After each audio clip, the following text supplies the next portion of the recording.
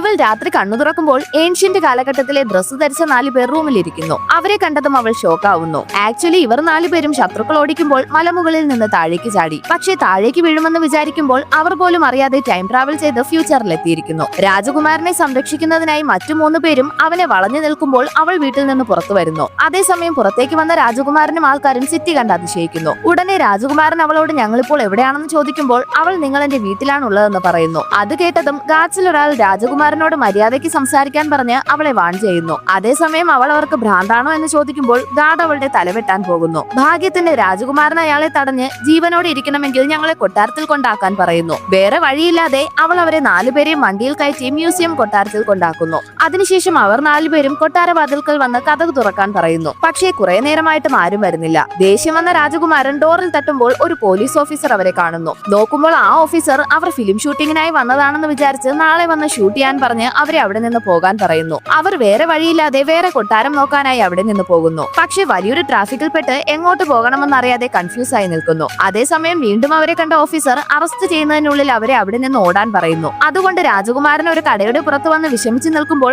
അകത്തൊരു പെണ്ണ് നൂഡിൽസ് കഴിച്ചുകൊണ്ടിരിക്കുന്നത് കാണുന്നു. ഉടനെ കടക്കകത്തേക്ക് വന്ന് തനിക്കും അതുപോലെ ഒരെണ്ണം തരാൻ പറയുന്നു. പക്ഷെ അവന്റെ കയ്യിൽ കാശില്ലെന്നറിഞ്ഞതും ഷോപ്പ് ഓണർ പോലീസിന് കോൾ ചെയ്ത് അവരെ പുറത്താക്കുന്നു. അതേസമയം അവിടേക്ക് വന്ന പോലീസ് ഓഫീസർ വീണ്ടും അവരെ കണ്ട് ഷോക്കാവുന്നു. അടുത്ത നിമിഷം തന്നെ അവരെ പോലീസ് സ്റ്റേഷനിലേക്ക് കൊണ്ടുപോയി ചോദ്യം ചെയ്യാൻ തുടങ്ങുന്നു. അവർ എപ്പോഴത്തെയും പോലെ രാജകുമാരനെന്നും കൊട്ടാരമെന്നും പറഞ്ഞുകൊണ്ടിരിക്കുന്നു. അത് കേട്ട് ആ ഓഫീസർ അവർക്ക് 4 പേർക്കും വട്ടാണെന്ന് കൺഫേം ചെയ്യുന്നു. ആ ഓഫീസർ ഗാർഡിയൻ വന്നാൽ അവരെ റിലീസ് ചെയ്യാമെന്ന് പറഞ്ഞതും അവർ 4 പേരും എന്ത് ചെയ്യാമെന്ന് ആലോചിക്കുന്നു. ഭാഗ്യത്തിന് അതിലൊരാൾക്ക് അവളുടെ നമ്പർ പ്ലേറ്റ് ഓർമ്മയുണ്ട്. ഉടനെ അവൻ അതുപോലെ വരച്ചു കാണിക്കുന്നു. അവസാനം ആ ഓഫീസർ അവരെ കൊണ്ടുപോയി അവളുടെ അടുത്ത് തന്നെ ഏൽപ്പിച്ച് എസ്കേപ്പ് ആവുന്നു.